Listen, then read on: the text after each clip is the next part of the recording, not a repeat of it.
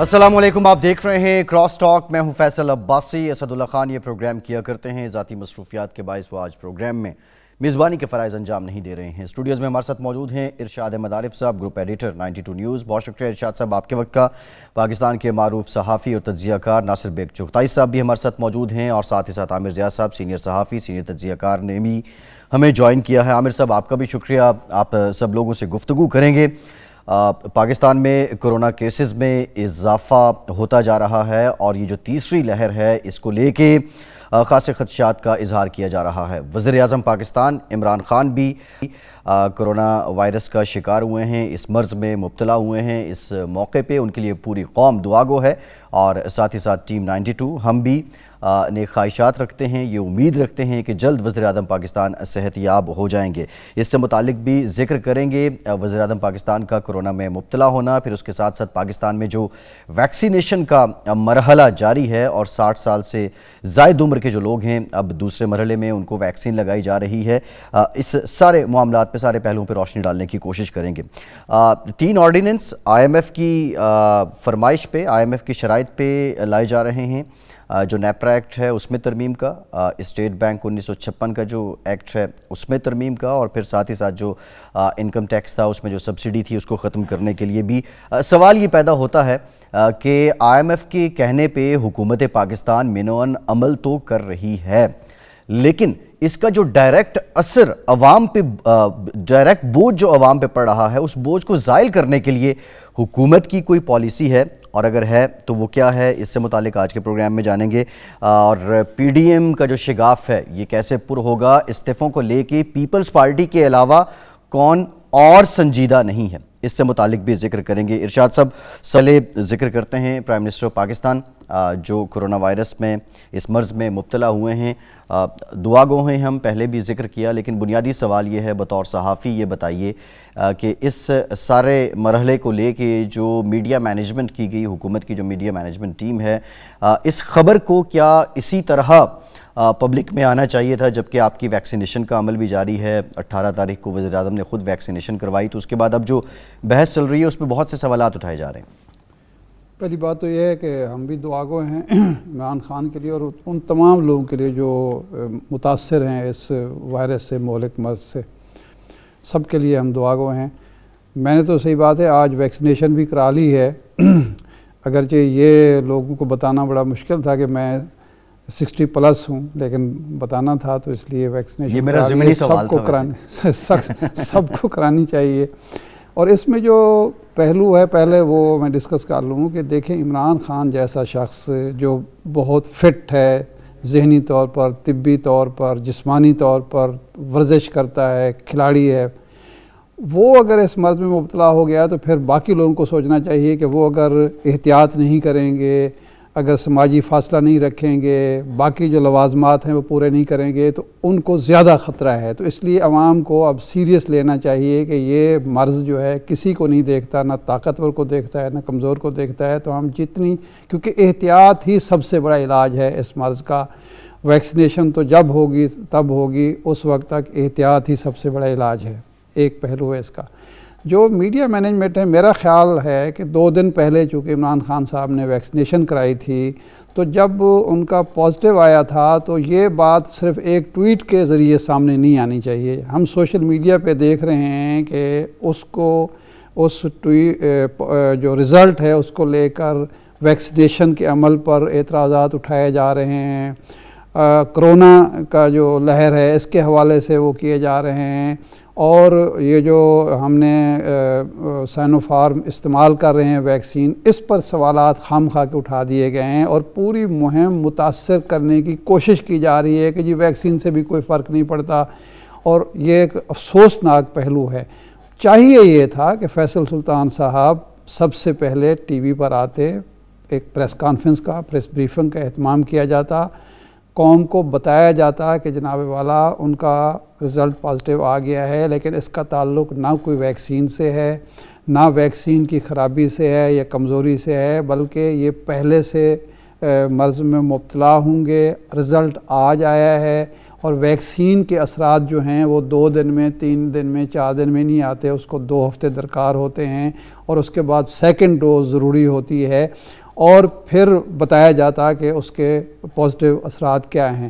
لیکن میرا خیال ہے کہ ہمارے جو عمران خان صاحب کے ساتھی ہیں ان کو ٹویٹ کرنے کی بڑی جلدی ہوتی ہے، اور یہ اطلاع دینے کی بڑی جلدی ہوتی ہے کہ خان صاحب جو ہیں، یہ مجھے یاد ہے جب 2013 میں وہ حادثے کا شکار ہوئے، ہسپتال پہنچے، تو ان کے سارے ساتھی لوگوں کو ڈرا رہے تھے، بتا رہے تھے خان صاحب 6 مہینے کے لیے اب فارغ ہیں اور سال کے لیے وہ سیاست نہیں کر سکیں گے۔ یہ کسی کو احساس نہیں تھا کہ اس کے نتیجے میں ان کی الیکشن مہم بھی متاثر ہو سکتی ہے، ان کے جو دوست احباب ہیں ان کو بھی تکلیف ہو سکتی ہے۔ وہ بس ہر آدمی یہ بتانے کے لیے بےتاب تھا کہ یہ ہمارا رابطہ ہے ڈاکٹروں سے اور ہم یہ سب سے پہلے خبر بریک کر رہے ہیں۔ آج بھی یہی مجھے محسوس ہوا کہ دعاؤں کے ٹویٹ کیے جا رہے ہیں، یہ نہیں کیا جا رہا کہ اس مہم کو اس خبر سے نقصان پہنچ سکتا ہے، اور اس نقصان کا اظہارہ کس طرح ممکن ہے عوام کو جو پہلے ہی ویکسین کے بارے میں عجیب سازی تھیوریز چل رہی ہیں، کرونا کے بارے میں عجیب سازی تھیوری چل رہی ہیں، ان کو ختم کرنے کا یہ موقع تھا۔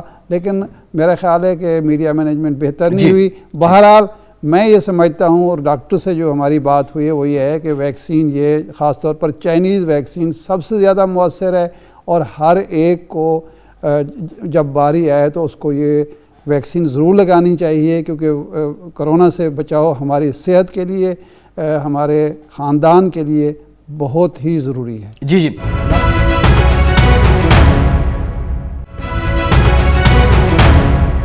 ناصر بیگ چغتائی صاحب، یہ چائنیز ویکسین، پھر اس کے ساتھ ساتھ ہم نے دیکھا کہ یورپ میں، برطانیہ میں، جہاں 25 ملین 2.5 کروڑ لوگوں کو پہلی ڈوز لگ چکی ہے، تقریباً 20 لاکھ کو دوسری لگ چکی ہے، اور وہاں پہ بھی کچھ جو کمپلیکیشنز تھیں وہ آئیں۔ بہرحال ڈاکٹر جو ہیں وہ اس بات سے ایگری نہیں کرتے ہیں، وہ تو کہتے ہیں کہ ویکسین جو ہے، اور WHO اٹ سیلف کہہ رہا ہے کہ اس وقت جتنی ویکسین دنیا بھر میں لگائی جا رہی ہیں وہ بالکل مصدقہ ہیں اور ان کو لگایا جانا چاہیے۔ بنیادی سوال یہ ہے کہ پاکستان میں جہاں شرح خواندگی بھی اس طرح نہیں ہے، اور اس قوم کو، پاکستانی قوم کو رضامند کرنا بھی اس لحاظ سے تھوڑا مشکل تھا، اب ایسے میں یہ وزیراعظم صاحب کی بیماری سے متعلق جو خبر سامنے آئی، جس طرح ارشاد صاحب نے کہا کہ باقاعدہ طور پہ بریف کیا جاتا، کچھ ویکسین سے، اس دوا سے متعلق بتایا جاتا، اور پھر یہ کر دیا جاتا، آپ سمجھتے ہیں کہ یہ ٹھیک ہوا؟ اور اب حکومت کو سر دست کیا کرنا چاہیے، کیونکہ ویکسینیشن اور احتیاطی ہی ہے ابھی تک جو کورونا سے بچاؤ جس کے ذریعے ممکن ہے؟ دیکھیں، پی ٹی آئی کی یا گورنمنٹ کی جو میڈیا مینجمنٹ ہے اس کا تو میں بڑا ناقد رہا ہوں، بہت نکتہ چین رہا ہوں میں، کیونکہ ان کے پاس گالیوں کے سوا کچھ نہیں ہے۔ آج میں آپ کو مثال دوں گا، ارشاد عارف صاحب نے بہت تفصیل سے اور بہت کریکٹلی بتایا ہے کہ کیا ان کی کوتاہیاں تھیں۔ صرف اضافہ کر دوں میں آپ کو، عثمان ڈار صاحب ہیں ایک ٹائیگر فورس کے، ان کا ٹویٹ آتا ہے کہ یہ ہوتا ہے ہمارا لیڈر جس نے ویکسین نہیں لگوائی، سب سے پہلے انکار کر دیا اور کرونا کر لیا اپنے آپ کو، اسے کہتے ہیں لیڈرشپ۔ حالانکہ لیڈرشپ نہیں ہے، یہ لیڈر کو پہلے خود فٹ ہونا پڑتا ہے۔ عمران، اچھا بالکل صحیح کہا عارف صاحب نے کہ اس میں فٹنس، ورزش، واکنگ، عامر جیسا آپ بہت جاگنگ کرتے ہیں، 4 کلومیٹر تک دوڑتے رہتے ہیں۔ جی اندازہ ہے مجھے، فیصل مسجد اکثر دیکھتے ہیں ہم ان کو۔ اچھا، ایک اور خاص بات اب جو مجھے دکھ ہوا، مجھے افسوس ہوا، وہ میڈیا کے لوگوں کا ہے کہ میڈیا کے لوگوں نے اس کو جس طرح لیا ہے وہ بہت ہی افسوسناک ہے۔ یعنی یہ کہنا کہ تصویر لگائی پرائم منسٹر کی کہ جی پرسوں تو انہوں نے ویکسین لگائی تھی، آج انہیں کورونا ہو گیا، اور یہ میں ان کی بات نہیں کر رہا ہوں، چھوٹ بھائیوں کی، یہ ٹاپ کلاس کے اینکر ہیں، بہت اعلیٰ اینکر، اوتار ہیں یہ لوگ، اوپر سے اتر کے آئے تھے یہ، تو یہ وہ کہہ رہے ہیں پڑھ لیں آپ لوگ چاہیں، تو میں نے اس کا بہت شریفانہ جواب دیا ہے۔ ڈاکٹر شاذلین ہیں، اس وقت جنوبی ایشیا نہیں امریکہ میں ٹاپ کلاس فزیشین ہیں کرونا کے، انڈیا کے ٹی وی پر بھی ہوتے ہیں، ہمارے ٹی وی پر بھی ہوتے ہیں۔ ان کا ایک چھوٹا ٹویٹ ہے کہ کرونا پریونشن ہے، کیور نہیں ہے۔ کرونا کے 2 ڈوز لینے کے بعد آپ کو مکمل ویکسین کے، اس کو بچت ہو سکتی ہے آپ کی کرونا سے۔ کرونا سے بچت ادھر نہیں بیٹا، ہیلو اس طرف، قبلہ اس طرف ہے، تو اس سے آپ کو بچت ہو سکتی ہے، اس طرح نہیں ہو سکتی. اور یہی وہ مثال ہے جو پی ٹی آئی کو کرنی چاہیے تھی، پی ٹی آئی کو لینی چاہیے تھی کہ کرونا کا ایک ڈوز کافی نہیں ہوتا. اگر آپ کو کرونا ہے تو وہ ایک ڈوز بھی آپ کو ناکافی اسے بھی ہوگا کہ اس کا اثر ہی نہیں ہوگا. اس کا جب تک اس کا اثر آپ کو کرونا اگر نہیں ہے تو 2 ڈوز لیں، آپ بچ جائیں گے. آپ اگر آپ کو کرونا ہے تو جتنے چاہیں ڈوز لے لیں، آپ جی نہیں بچیں گے. کرونا تھا آپ کو، تسلیم کر لیں، آپ نے ٹیسٹ نہیں کرایا تو یہ اس طرح تھوڑا سا ہو سکتا ہے. لیکن آج بہت ڈیمیج ہوا ہے، پوری کمپین ڈیمیج ہوئی ہے اور اس ڈیمیج کو سالویشن کرنا پڑے گا، آپ کو سالویج کرنا پڑے گا. جی عامر ضیاء صاحب، یہ جو اب تک جو ہو چکا ہے، ناصر صاحب کہہ رہے ہیں کہ ڈیمیج از ڈن، لیکن اب پھر سے کیا سامنے لانا ہوگا؟ کوئی نئی پالیسی، نئی حکمت عملی، کوئی نئی پی آر اسٹریٹجی حکومت کو؟ اور عوام جو پہلے سے ابہام اس پہ کر رہے تھے، اب وہ کسی حد تک ان کا ابہام جو ہے وہ پختہ بھی ہوتا جا رہا ہے.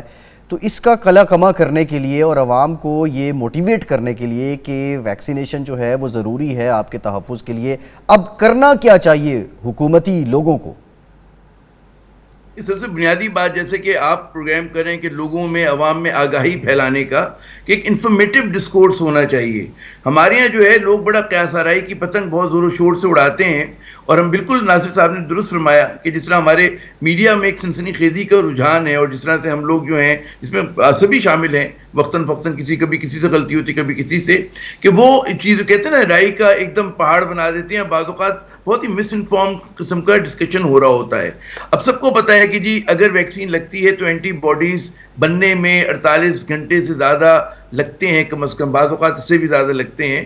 ظاہر اس پہ ڈاکٹر زیادہ اچھی بات کریں گے. اگر آپ پہلے سے کرونا سے متاثر ہو چکے ہیں، وائرس سے، تو اس میں آپ کے اندر جو ریزسٹنس ہے وہ زیادہ بہتر ہو جائے گی. تو یہ سب باتیں ہیں جو میرے خیال میں جس طرح سے آپ پروگرام کر رہے ہیں، اس میں اگر ڈاکٹرز کو بلایا جائے، وہ لوگوں میں مزید وضاحت کے ساتھ اس چیز کو ایکسپلین کریں، بتائیں لوگوں کو.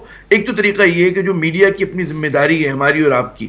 دوسری بات ہے حکومت کس طرح سے پیغام کو اپنے وہ کرتی ہے، پیکج کرتی ہے. اس پہ ہم نے بالکل، اس پہ بات ہو چکی ہے، میرے دونوں سینئر ساتھیوں نے بالکل درست فرمایا کہ حکومت کی طرف سے ان کا جو انفارمیشن ڈپارٹمنٹ ہے، یا جو ان کے اتنے سارے اسپوکس پرسن ہیں، وہ مطلب ہے، وہ ایک انگریزی کا محاورہ ہے کہ جمپنگ ایٹ دا گن، کہ ابھی فائر نہیں ہوتے یہ لوگ دوڑ شروع کر دیتے ہیں، دوڑ لگانا شروع کر دیتے ہیں. تو یہ بار بار کر رہے ہیں.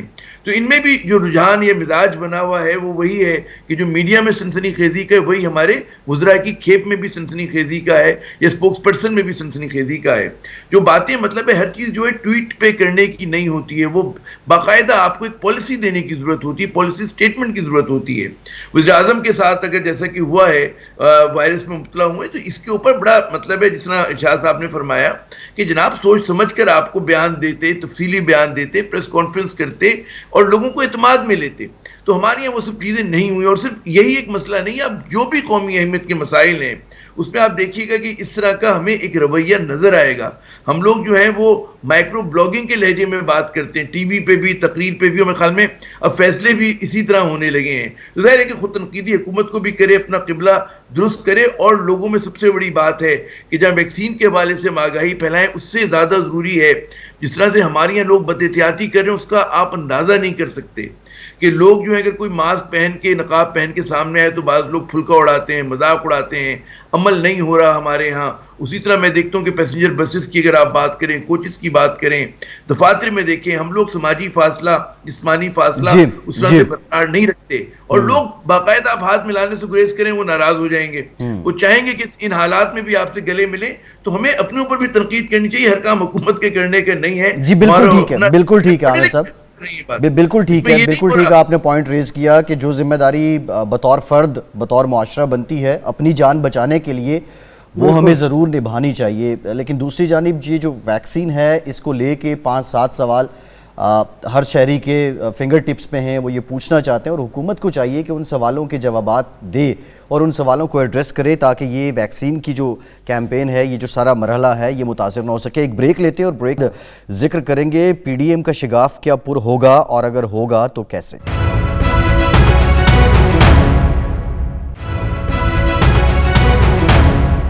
بریک کے بعد ایک بار پھر سے آپ کو خوش آمدید کہیں گے. پاکستان ڈیموکریٹک موومنٹ اس وقت آنیا جانیاں جو ہیں پیپلز پارٹی نون لیگ کی لگی ہوئی ہیں. آج یہ بھی رپورٹ ہوا کہ آصف زرداری صاحب نے رابطہ کرنے کی کوشش کی نواز شریف صاحب سے، لیکن ان کی بات نہیں ہو سکی. دوسری جانب اسحاق ڈار صاحب نے فون اٹھایا اور اسحاق ڈار صاحب سے ان کی بات چیت ہوتی رہی، لیکن نواز شریف صاحب نے ان سے بات نہیں کی. اگر تو یہ جو رپورٹ ہوا مستند ہے، پھر تو لگ رہا ہے کہ معاملہ بات بہت دور تلک نکل گئی ہے. لیکن ارشاد صاحب، میں ذرا آپ سے چاہ رہا ہوں کہ اسٹریٹ اوے یہ بات بتا دیں کہ پیپلز پارٹی تو استعفے نہیں چاہتی، انہوں نے تو بڑا کلیئر کہہ دیا ہے. نون لیگ جو غالباً 80-81 لوگوں کی ان کی ہے اسٹرینتھ نیشنل اسمبلی میں، وہ استعفے دے دیں، وہ ایک ڈینٹ تو ڈال سکتے ہیں اور خاصا اثر بھی ڈال سکتے ہیں.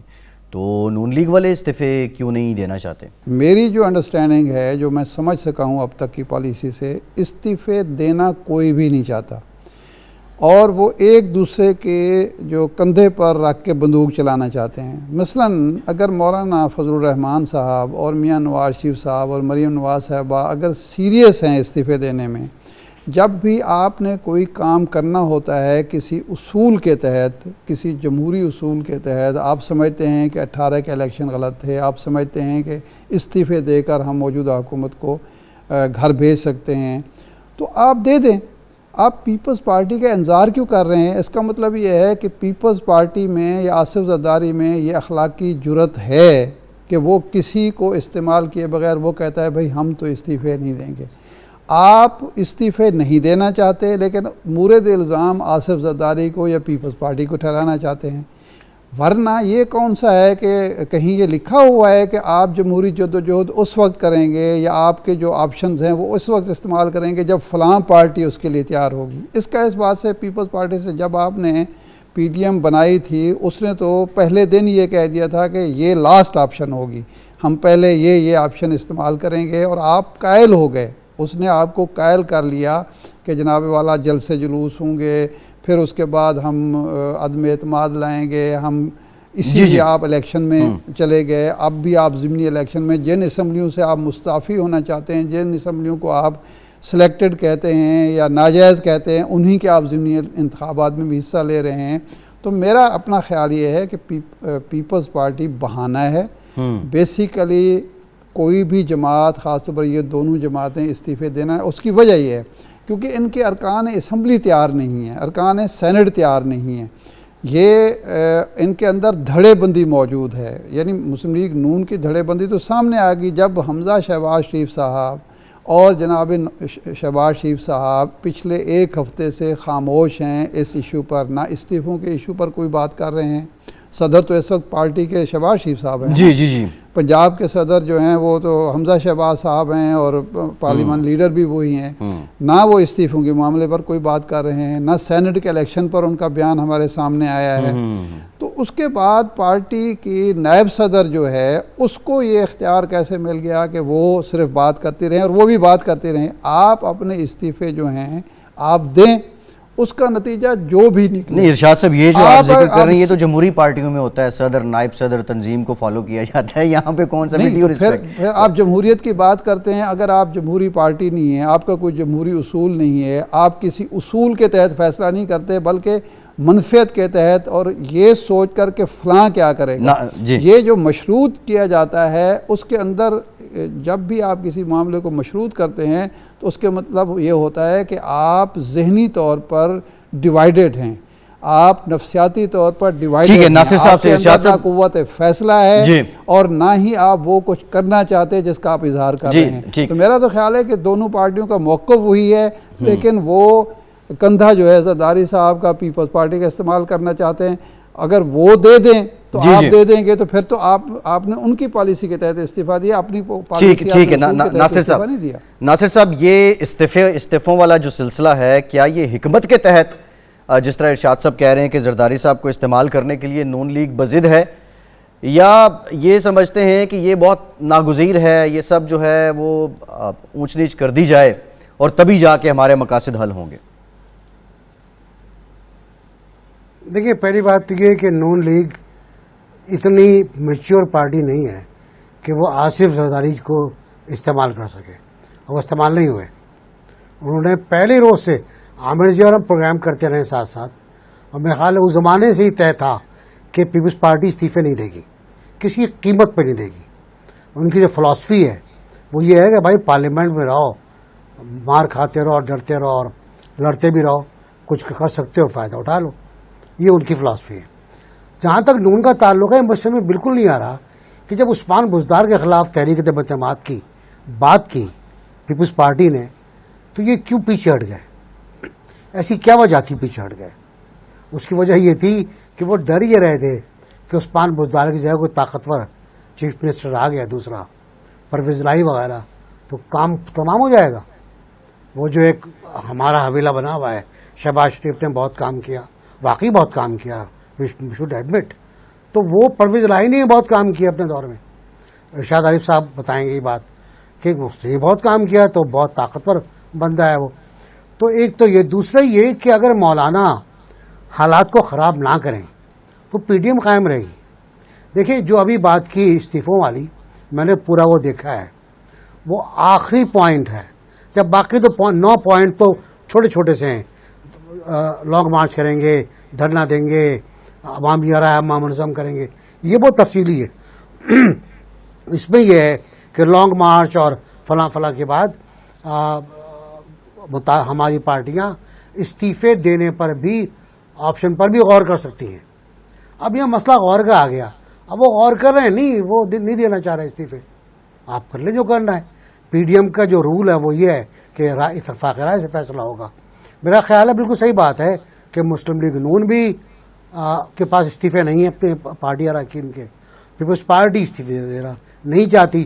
مولانا فضل الرحمان چاہتے ہیں کہ سب کچھ تباہ ہو جائے, برباد ہو جائے, اور اس کے بعد اس پر وہ اپنی عمارت تعمیر کریں, اگر تعمیر کر پائیں. کیونکہ بات یہ ہے کہ ابھی تک خیبر پختونخوا میں مولانا کو پذیرائی, سوائے نوشہرہ کو, وہاں بھی ایک وجہ تھی جس کی وجہ سے پی ٹی آئی کی غلطی تھی پوری, جس کی وجہ سے جی یو آئی جیتی. تو اسی وجہ سے ہوئی, ورنہ تو بھی کوئی امکان ایسا ہے نہیں, سوائے اس کے کہ مہنگائی ہے, حالت خراب ہیں اور لوگوں کو روزگار نہیں مل رہا ہے. یہ باتیں ہیں جو کاؤنٹ کریں گی آگے انتخابات. سر اس پہ ذرا ڈیٹیل بات کریں گے, اس پہ نا نیکسٹ سیگمنٹ میں ناصر صاحب ڈیٹیل بات کرتے ہیں. عامر صاحب, یہ جو شگاف ہے پی ڈی ایم میں, کیا یہ پر ہو سکتا ہے؟ اور اگر یہ پر نہیں ہو سکتا تو اس شگاف کے ساتھ پی ڈی ایم چل سکتی ہے؟ سوال تو یہ کہ یہ شگاف ہے تو کیوں ہے؟ کیونکہ لگ یہ رہا ہے, جو بھی ہمارے سینئرز نے بات کی, کہ یہاں پر وہ لوگ استعفیٰ دینے کے متمنی ہیں, بہت زیادہ ان کو خواہش ہے کہ جن کی نشستیں نہیں ہیں, وہ نہ مولانا فضل الرحمان کی نشست ہے, نہ مریم صاحبہ کی ہے, یہ سر کے بل کھڑے ہو کے چاہتے ہیں کہ لوگ استعفیٰ دے دیں. اچھا, جن کی سیٹس ہیں, جو قومی اسمبلی کے ممبر ہیں, جو سینٹ کے ممبر ہیں, وہ استعفیٰ نہیں دینا چاہتے. ظاہر انہوں نے کروڑوں روپے خرچ کیے ہیں, انہیں مزید 2-2.5 سال نظر آ رہے ہیں. ان کو یہ بھی اندازہ نہیں کہ اگلی بار انہیں ٹکٹ ملے گا یا نہیں ملے گا, یا مل بھی گیا تو کیا وہ جو ہے اس میں انتخابات میں ان کو جیت سکیں گے, نہیں جیت سکیں گے. تو یہ جو ہے, یہ پیپلز پارٹی بالکل صحیح کہا انہوں نے کہ ہم شروع سے جو بھی اہل نظر, اہل فکر اور سیاست کی باریکیوں سے واقف تھے, ہمارے تجزیہ کار, وہ شروع سے کہہ رہے تھے کہ پیپلز پارٹی جو ہے آخری حد تک نہیں جائے گی. پیپلز پارٹی کی سیاست کچھ اور ہے, اور اس کی بڑی وجہ سمجھ میں آنی چاہیے کہ پیپلز پارٹی کی سٹیک ہے سسٹم میں. پاکستان پیپلز پارٹی کے پاس حکومت سندھ ہے, اور بلاول بھٹو جو ہیں وہ جو ہیں قومی اسمبلی کے ممبر ہیں, مریم صاحبہ کی طرح ڈسکوالیفائی نہیں ہوئے ہوئے. اسی طرح زرداری صاحب جو ہیں ممبر ہیں نیشنل اسمبلی کے, وہ نواز شریف صاحب کی طرح ملک سے باہر نہیں بیٹھے ہوئے. تو پیپلز پارٹی ان مسائل کا شکار نہیں ہے کہ جو کہ نون لیگ کے مسائل ہیں, اور نون لیگ میں بھی صرف شریف خاندان کے ایک دھڑے کے مسائل ہیں. تو یہ وجہ ہے کہ ہمیں سمجھ میں آنی چاہیے. اور جیسے جیسے آپ میرے خیال میں کوشش یہ ہوگی پیپلز پارٹی کی کہ وہ اس طرف نہ جائیں کہ یہ جو ہے جو حزب اختلاف کا اتحاد ہے وہ ٹوٹ جائے. کوشش یہی ہوگی کہ اتحاد قائم رہے. اسی میں بھرم بھی ہے تھوڑا سا ایک دوسرے کی, مطلب ہے گو کے ایکسپوز ہو گئے بہت زیادہ, لیکن معاملہ چلتا رہے گا. لیکن اس کی جو ایک افادیت ہے, جو چارے مولانا فضل الرحمان کے خود کش حملہ ہو جائے اور کسی طرح نظام جو ہے وہ نیچے گر پڑے, وہ مولانا کی خواہش ہے. مریم صاحبہ کی جو خواہش ہے وہ پوری نہیں ہوگی. اچھا, مریم صاحبہ کے گرد جو لوگ ہیں وہ ان کی خود نشستیں نہیں ہیں, جو زیادہ تر ان کے رفقا ہیں, جو ان کے ایڈوائزر ہیں, جو ان کے کہتے ہیں استادوں میں جن کا شمار ہوتا ہے, ان کی خود بیچاروں کی نشستیں نہیں ہیں. تو یہ بھی بالکل ہمیں نظر آتا ہے. اسی طرح شہباز شریف کی سیاست بالکل صحیح نشاندہی ہوئی کہ جی وہ کچھ اور ہے, حمزہ صاحب کو کسی اور طرح سے تجزیہ کر رہے ہیں. تو یہ سمجھنا چاہیے کہ پی ڈی ایم چلتا رہے گا, شگافوں کے ساتھ چلے گا. یہ جہاز غالباً نہ ڈوبے, اور اگر یہ ڈوبے گا تو اس کا نقصان جو سب کو ہوگا. تو ان کی اپنے اپنے سیلف انٹرسٹ کے اندر, انلائٹنڈ سیلف انٹرسٹ میں, یہ چاہیں گے پی ڈی ایم چلتا رہے. لیکن پی ڈی ایم جو ہے وہ دو ٹوک طریقے سے مارکا کرنے کے لیے نہیں آئے گا. اگر آیا بھی گیا تب بھی ایک بات ہوتی کہ جو حالات ایسے ان کو سپورٹ کریں, لیکن ان اختلافات کے ساتھ ہی چلے گا. جی ٹھیک ہے, ایک بریک لیتے ہیں عامر صاحب. بریک کے واپس آئیں گے تو ناصر صاحب مہنگائی کا ذکر کر رہے تھے, بے روزگاری کا, غربت بڑھنے کا ذکر کر رہے تھے. آئی ایم ایف کی خواہش پہ, فرمائش پہ جو حکومت کی جانب سے نئے فیصلے کیے گئے ہیں اور ان کے جو اثرات عوام پہ پڑنے والے ہیں, ان اثرات سے بچنے کا کوئی فارمولہ حکومت کے پاس ہے؟ بریک کے بعد ذرا اس پہ بات کرتے ہیں, ہمارے ساتھ رہیے.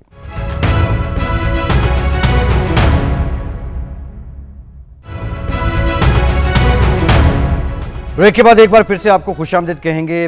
کچھ ذکر کریں گے عوام کے جو بنیادی مسائل ہیں, مہنگائی, غربت, پھر گورننس کے مسائل. ارشاد صاحب, جو آئی ایم ایف ہے اس نے بائی بک چلنا ہوتا ہے اور اپنی شرائط, اپنی کنڈیشنز وہ بتاتے رہتے ہیں, لیکن ہماری سرکار جو ہے منوان اس پہ عمل بھی کرتی ہے. حالیہ جو 3 ریفرنس ہیں جن کا ذکر ہو رہا ہے, نیپرا ایکٹ میں ترمیم, بجلی 5 روپے 65 پیسے مزید مہنگی, پھر اسٹیٹ بینک جو 1956 کا ایکٹ ہے اس میں ترمیم, اینڈ دین انکم ٹیکس سے متعلق جو سبسڈی تھی وہ واپس لینے کا فیصلہ. سوال یہ ہے کہ آئی ایم ایف نے تو بتانی ہے اپنی کنڈیشنز, لیکن دوسری جانب حکومت کے پاس جو ٹریک 2 ہے وہ گراؤنڈ ریئلٹیز ہیں, عوام کی حالت ہے. یہ منوان ساری فرمائشوں پہ عمل کرنے کا جو بوجھ عوام پہ پڑتا ہے, کیا کوئی فارمولہ ایسا حکومت لا سکتی ہے یا لا سکتی تھی کہ یہ اثر کم ہو جائے, اس تناسب سے عوام پہ بوجھ نہ پڑے؟ دیکھیں, پہلی بات تو اصولی بات سمجھ لیں کہ ایک ریاست جو مسلم ریاست ہے اور نیوکلیر مسلم ریاست ہے, وہ اس کو یہ ہرگز توقع نہیں کرنی چاہیے کہ امریکہ اور اس کے گماشتہ ادارے اور یورپ کے گماشتہ ادارے, آئی ایم ایف ہو, ورلڈ بینک ہو یا دوسرے ہیں, ان سے آپ کو خیر مل سکتی ہے. آپ کی مجبوری ہے, آپ کی جو کوتاہیاں ہیں, کمزوریاں ہیں, نالائکی اور نااہلی ہے, وہ آپ کو ان کے دروازے پر لے کے جاتی ہے اور پھر ان کی شرائط آپ کو ماننی پڑتی ہیں.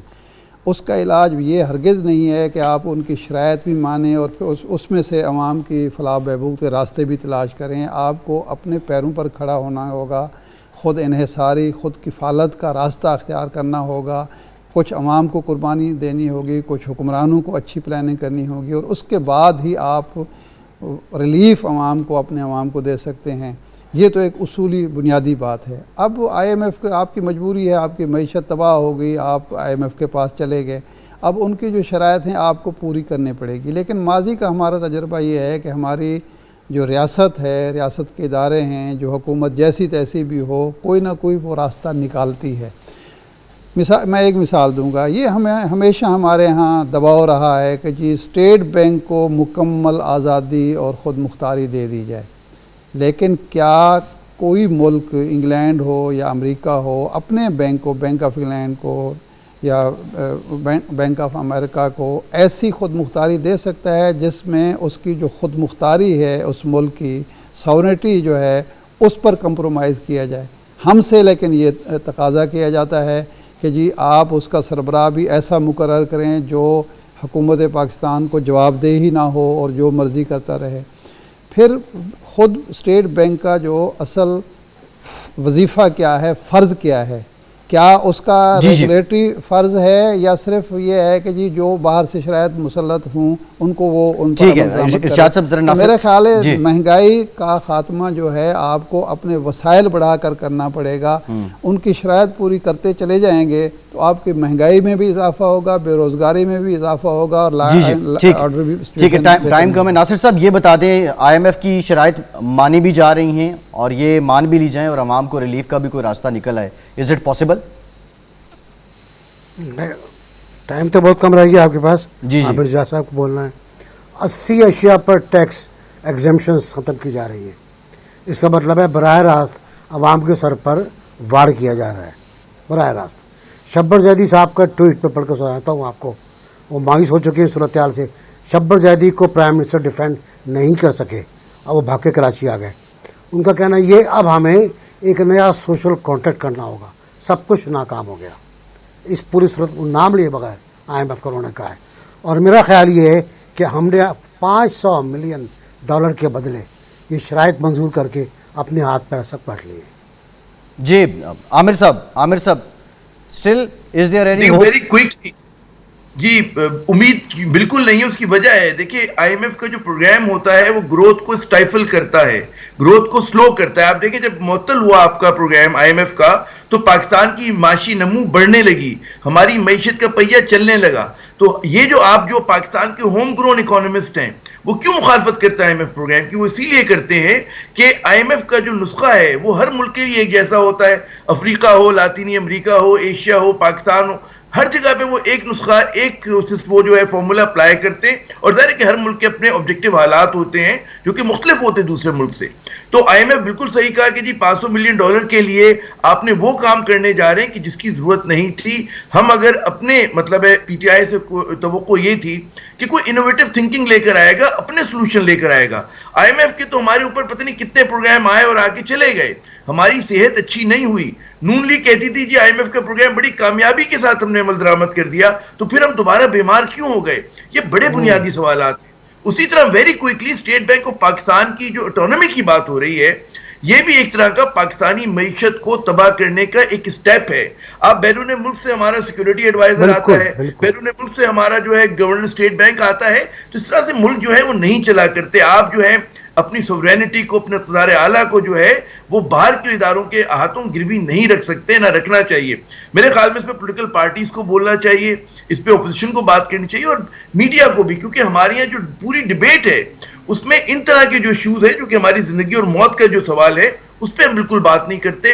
ہم ہر وہ بات کرتے ہیں کہ جو سطحی ہوتی ہے, لیکن جو ہمارے لیے اہم ترین مسائل ہیں اس میں معیشت سب سے اوپر آنی چاہیے, اس پر ہماری یہاں بات نہیں ہو رہی. اور اس کا ایک ہی حل ہے, وہ حل یہ کہ جی ہمیں اپنے پاکستانی کریکٹرسٹکس کے ساتھ ہمیں اپنی معیشت کو درست کرنا ہے, نہ کہ آئی ایم ایف اور ورلڈ بینک کے پروگرامز کے تحت. جی ٹھیک ہے. عامر ضیاء صاحب بہت شکریہ آپ کے وقت کا. ناصر بھائی صاحب آپ کا شکریہ. ارشاد عارف صاحب آپ کا شکریہ. آج کے پروگرام سے اتنا ہی. فیصل عباسی کو اجازت دیجیے.